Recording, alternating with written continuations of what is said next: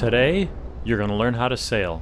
You're going to learn the language of sailing, how to operate a sailboat, and we're going to get you out on the water and sail this boat.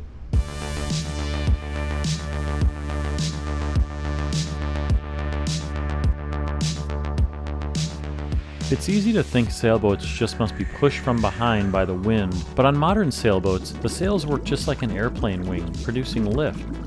On an airplane, the airspeed going faster over the top of the wing creates a low pressure area that sucks the plane up into the air. We can use the same principle, but turn the wing on its side and call it a sail. It makes lift and propels the sailboat. Under the boat, we have a heavy, weighted keel acting against the sideways forces and helping not only to push the boat forward, but also keeping the sailboat from tipping or heeling when the wind pushes against the sail.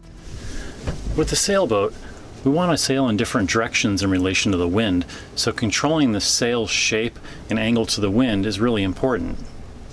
Sailing has its own language. Like with any boat, front, back, left, right, it's bow, stern, port, starboard. When you look at a sailboat, there's a lot of parts and pieces that might not make sense to you at first. Like the most obvious thing is the mast that holds up the sails, but there's more parts to it. Let's go take a look. The mast can take all these forces without falling over because of these wires called shrouds. The higher shrouds go around protrusions that spread the shrouds called spreaders. The front and rear bow and stern wires are a little different. They're called the forestay and backstay. Everything that works to hold up the mast is called standing rigging. All the ropes on the boat are not called ropes. They have names depending on how they're used and where they're located. Most sailboats have two sails, a mainsail and a forward sail or a foresail, which is usually a jib sail. A jib sail is a sail that doesn't reach back behind the mast. Some boats, including this one, have a genoa, which is larger and reaches back behind the mast. The parts of the sail all have names. The top of the mainsail is the head, the back part of the sail is the leech. You have battens, which are plasticky type inserts that help the sail keep its shape. The bottom rear corner is the clew. The bottom of the sail is the foot. The front bottom corner is the tack. The whole front of the sail that goes up the mast is the luff. And on the jib, or genoa, same thing. Head, leech, clew, foot, tack, and luff. The way we get the sails to the top of the mast are with these halyards. This is the mainsail halyard right here. We'll clip it on the top of the sail and pull the sail up the mast. The main lines that control the sails are called sheets. So since this controls the mainsail and the boom, it makes sense that this would be the main sheet. The main sheet's attached to the boom back here, and the boom can swing to side so you can get different angles with the sail to the wind. These lines here are the genoa sheets. If it was a smaller sail or a jib, they'd be called jib sheets. All these moving lines are called running rigging. When we make adjustments to the sails, it's called trimming. At most points of sail, we want the wind to flow over the sail and produce lift. The direction the wind flows over the mainsail is controlled by moving the boom from side to side. We control the boom with the main sheet. Not only can I adjust the boom and where it's located by using this main sheet, which is the line that controls the boom, and when the sail's up, you'll see that later, I can also control the main sheet with the main sheet traveler by loosening this, and then I could pull this side, and that would move the traveler over. That allows me to get different angles with the main sheet to the sail, which I'll explain when we're out there sailing. Another mainsail control we have is the boom vang. This allows us to control how much the boom can rise up, which affects sail shape. Another mainsail control is this line that comes out of the boom right here. It goes all the way back to the rear corner of the sail, the clew, and pulls on it. That allows us to change the shape of the foot or the bottom of the sail. For the front sail or genoa on this boat, like with the mainsail, we have several adjustments, but the genoa on this boat doesn't have to be raised. It stays raised all the time, but it's rolled up on a vertical track. To roll and unroll the genoa, we have a roller furler. It's also known as the roller furling head sail. When the sail unrolls, it unfurls. It sucks up the furling line into this drum. When it's time to furl the sail back up, we can pull on the furling line, it'll roll it back up and close the sail. Smaller sails might be attached to a forestay with little clips called hanks. This would be a hank-on head sail instead. It's not quite as easy to use, but it's less complex. The main lines that control this sail are called the Genoa sheets, or jib sheets, which run back to the cockpit through these pulleys called blocks, and if you notice, these blocks are on a track that can be moved back and forth. The Genoa sheets have so much force on them, each side goes back to a winch to give you power that you need to adjust them. Points of sail. A sailboat can sail in all directions except directly into the wind. This is called the no zone area, also called in irons. It's about a 45-degree area in front of the boat, and the sails can't work properly at that angle, so it can't be sailed. This is the no zone where the sails will just flap or luff. At a slight angle, but still into the wind, is called a close haul. Sideways to the wind, or with the wind on our beam of the boat, is called a beam reach. As we bear off and head downwind, we're on a broad reach. Directly downwind is called a run or running. The points of sail on the other side are exactly the same, but since we have a port and a starboard side of the boat, we're either on a port tack or a starboard tack. We're either sailing upwind or downwind, and if we have to sail directly into the wind, since the no zone is there and we can't do that, we will tack back and forth on port and starboard tacks to get to our destination. Now let's go put all you've learned into practice and go sail this boat.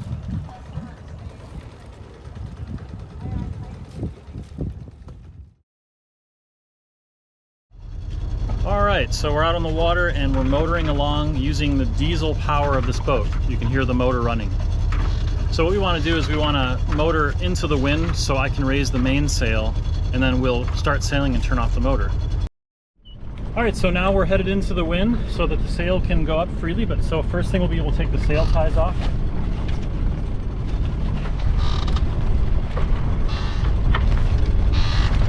Okay. We made sure that everything out here is free, there's no lines caught anywhere, and everything's ready to go up. Alright, so we have everything set, so we're going to raise the mainsail. You want to look up at it when you're doing it, make sure it's not getting you caught anywhere, and everything's going up smoothly. Put a couple wraps on the winch here, and then I'm going to give it a few cranks with my winch handle.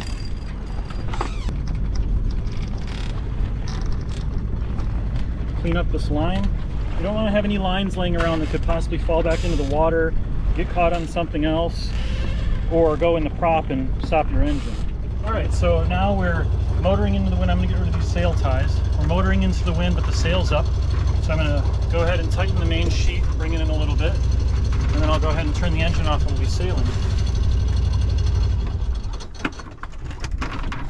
Okay, now we're sailing along with the mainsail. I'm going to bear off a little bit, turn the autopilot off.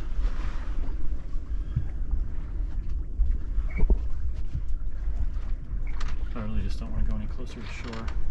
Okay, so now we're sailing along on the mainsail, and we have the main sheet here that I can control and release, and it goes up to the boom, and it controls the swing of the boom. As I push this way, it gets hard to push, and because the mainsail's got wind against it, which is propelling the boat forward.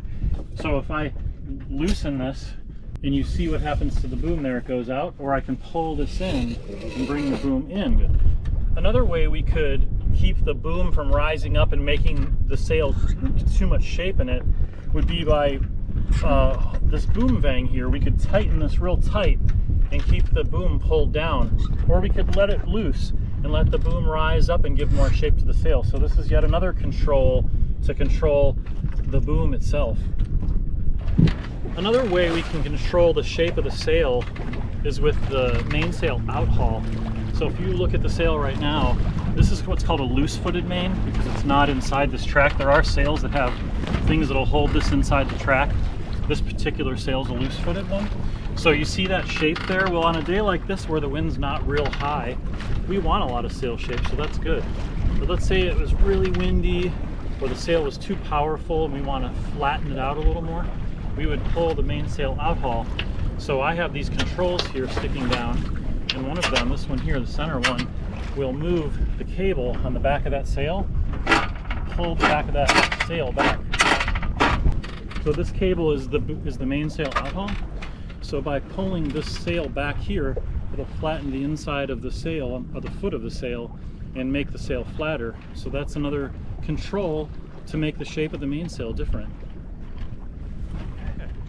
So now that the mainsail's up, what if it gets too windy and we don't want as much mainsail? We might want to do what's called reefing the sails. And that just means making the sail smaller or having less sail area out for the wind to hit. So for this purpose, we have a couple adjustments to the sail. Now you'll notice down here there's what's called a ram's horn, and this is like hooks that stick out on each side, and they can grab these rings.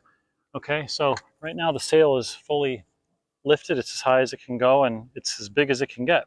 If we want to reef the sail, I'm going to loosen the mainsail halyard and let the sail come down a little bit to its first reefing point, which is right here.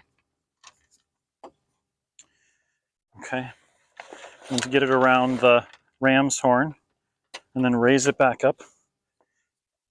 And if I was out on the water, I would make this a lot tighter probably, but for the purposes of this, I'm just going to tighten it there. Okay, and then I have these lines that go back. They're called outhauls, and which is the blue is the reefing line we have here, first reef, so I tighten that. And I clamp that here. And then these ties will tie the sail. So I grab the other side of it, and I would probably do this from the other side, but you can grab it here. And you can tie these to tie the sail up so it's not so big here. So let's say that it's even windier and the sail's still too big and it's too much force on the boat. We want to reduce the sail area even more. We'll go to our second reefing point. So again, we'll loosen the halyard. We'll lower the sail, and this one's on the other side.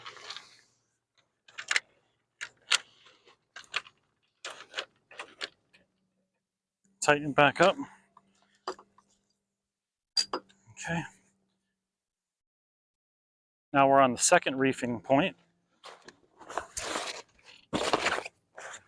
So now we've reduced the sail area quite a bit by taking a lot of the bottom of the sail away. And so in higher winds, it wouldn't have as much effect on the boat, and we could safely sail without causing too much heeling or damaging our gear. This could be cleaned up a lot, and if we were out sailing, we would do that. But that's what it looks like when you reef the sails. Yeah. All right, so we're sailing along with the mainsail out right now, and we have we're at a close haul, so the wind's coming from like right over there, so we're real close to the wind. So the no zone is over there, and that's our brake pedal for the boat. So if we want to slow this boat down, we would just steer a little bit over into the wind. The sail would start to luff or make a bunch of noises because it's just flapping like a flag, and the boat will slow down to 0. So that's kind of our brake area to slow down, and I'm going to bear back off to starboard and gain a little speed here. All right, so now we're cruising along on our mainsail. We have it up successfully, and I have the autopilot on to help us out while we do this. So now we want to deploy our Genoa. It's going to unroll off the roller furling, and because we're on a beam, we're on a close haul, the wind's coming from right up there and blowing back here. The Genoa is going to go off on our port side of our boat. So that port side is going to be the working side, and that's the working sheet. And the other side is going to be the lazy sheet. This isn't really going to be used, but it'll just drape across the bow of the boat there. So I'm going to go ahead and unhook my furling line. This is the line that's going to get sucked up into the drum up on the bow there. And Susie, whenever you're ready, go ahead and get out the Genoa. Okay, ready? Ready? Yep. All right, so it's going to start to unroll. You can see my furling line going in. Here comes the sail. And Susie's going to now trim the sail by tightening it up, wrapping it around the winch and giving it a couple cranks. because we're at a close haul, we want the sail pretty tight in.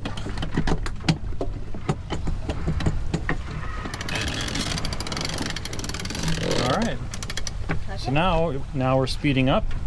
We were only going 2 knots on the mainsail, and we'll probably hit more like 4 or so on both sails. Now I'll secure my furling line here. Alright, so now we're sailing along with both the Genoa and the mainsail out. We're going 4.2 knots. We sped up because we have both sails out. And this isn't our fastest point of sail. That'll probably be a beam reach, which we're going to turn off onto now. But we're on a starboard tack because the wind's coming over the starboard side of the boat. So we're going to now bear off to port a little bit so that we can head in that direction, and we'll have the wind right on our beam then, and we'll be on a beam reach. So I'm going to turn off the autopilot.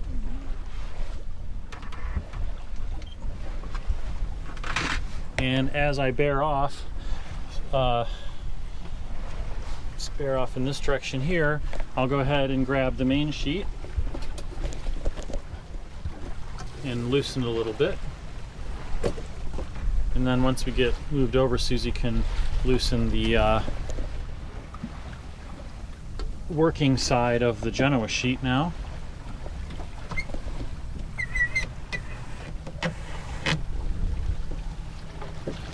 That's probably good. Fine.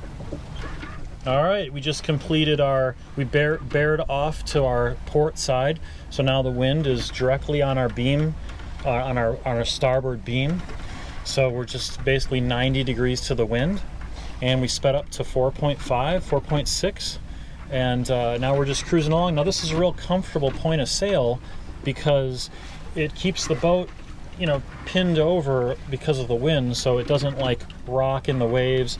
And today is a pretty light wind day. We only have about 6 or 7 knots, so we're not going super fast, but it's about the most pleasant day you could pick for sailing. All right, well, let's try and experiment a little. We're on a beam reach, so the wind's coming right on the side of our boat, on the beam of the boat. And let's try letting the sails out a little more. We're doing 4.8 knots. So part of the sail trimming is just playing around to see what works. I'm gonna let the mainsail out until it starts to flap a little bit, or it looks like it's not filling with air.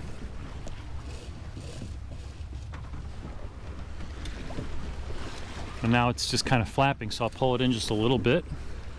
And what does that do for our speed? 4.6. And you know, at 4.7, so that really slowed us down a tiny bit, so I'll sheet that back in a little bit. All right, now we're back up to 4.7, 4.8. And Susie, why don't you try letting the Genoa sheet out a little bit? Let's see what that does, if we can get another half a knot or something. So there's an old saying in sailing, which is when in doubt, let it out. Like, let a little sail out. You know, it increases the sail shape and increases your speed, but in this case, it didn't really do anything for us. We're still at about 4.8, but we're dipping in. Now, you don't know because the wind changes also. That's what's called sail trimming, and you do that to kind of make adjustments. It's not important on a 2-hour day sail, but on a 4-day trip, it could make you arrive a day sooner if you do it.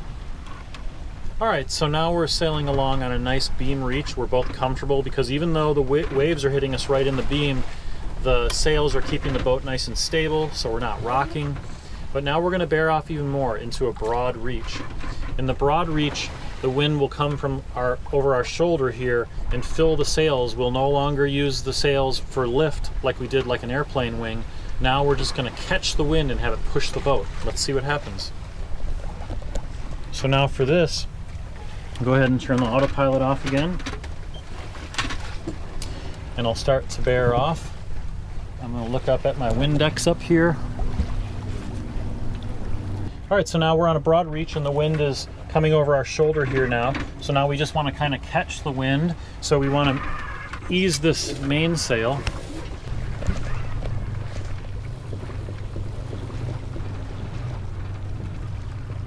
The Genoa is probably good like it is because it's still catching some wind. We can try and let it out. Susie, why don't we try and let some of that out and see if we can get the Genoa to fly out a little more. As we slow down to about 4 knots on this point of sail.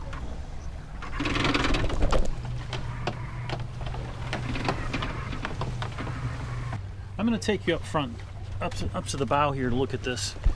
So we've slowed down considerably. You can see our speed kind of went down. But what's happening is the wind is coming from back there off our quarter, and it's blowing just directly through here. So the mainsail kind of blocks some of the Genoa. It's catching some there, kind of flapping, and then the mainsail is catching some also. You know, when you're more downwind, you kind of might even want to take the mainsail down to give the more air to the big Genoa, but it just depends on the size of sails on your boat.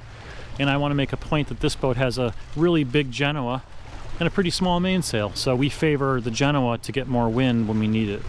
All right, now we're sailing along here on a nice broad reach. This is a pretty uncomfortable point of sail. Like the waves are hitting us back on the quarter here. It's making the boat kind of wallow and turn back and forth, and it just doesn't feel good. This is a good way to kind of, if you're not don't have your sea legs, it kind of gets you a little bit. So I'll be glad to get off this point of sail. But you know, it should be said that sometimes you don't get a choice because you have to sail in a certain direction. If you're a day sailor and you're just having fun on a sailboat, well, you can pick to be comfortable and not go out when it's cold and sail in nice weather. If you're going somewhere in your boat and you have to sail that direction, then you're just stuck with whatever you get. So we're going to go ahead now and bear off directly downwind or very close to it.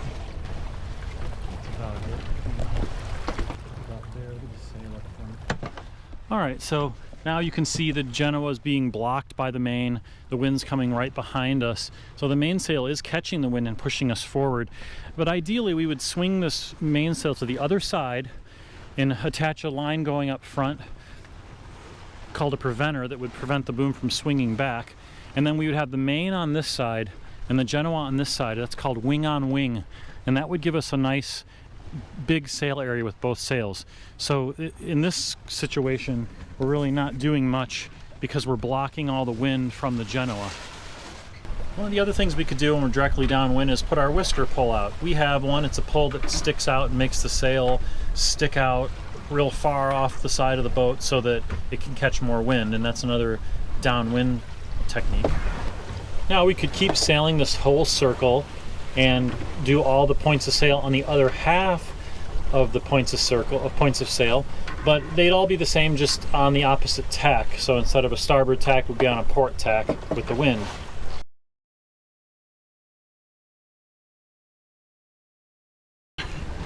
Now what about tacking and jibing? Tacking and jibing, all right, we've all heard of that, even if we're not sailors. Maybe not jibing, but definitely tacking, or you may have heard someone say jibe ho. Well, yeah, so what if we want to sail off in that direction? That's the direction we need to go, and we have a 2-day sail. In that direction is our, we're headed to Key West and we need to go that way, but unfortunately the wind's blowing from right in that direction, so we can't do that. We have to tack back and forth.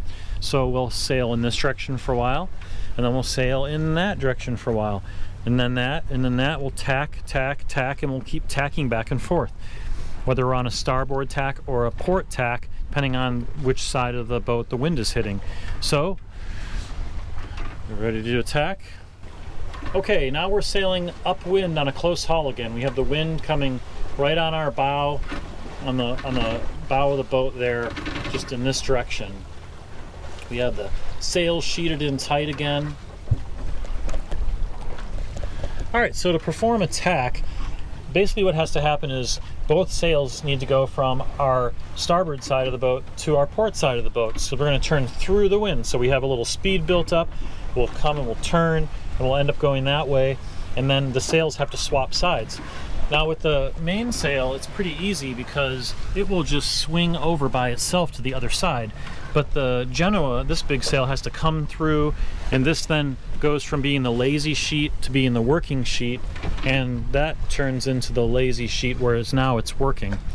You ready to do it, Susie? Right. All right, so I need to make sure my lazy line here is ready to just run free. I don't want to release it just yet because the sail would go flying out. All right, prepare to tack. Ready to tack. All right, so I'm steering us through the wind here. As soon as this Genoa loses its... Let's see the main just go over by itself.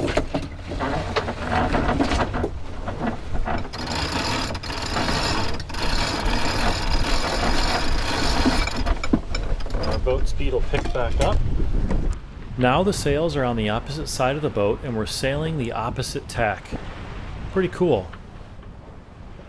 So if we have to sail through the wind when we're going downwind, we'll have to do a jibe. Jibing is when we turn the boat with the wind behind us and the wind ends up on the opposite side of the boat.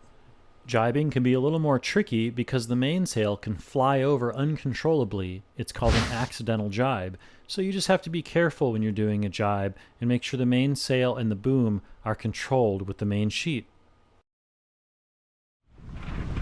Once we're done sailing, we'll get rid of the sails. You can roll the Genoa in or the jib in if it's on a roller furling, or haul it down if it's on hanks, and then head into the wind to bring down the main. Thanks for joining us today to learn how to sail. Make sure you check out our YouTube channel, Adventures in Paradise, to see all of our sailing adventures.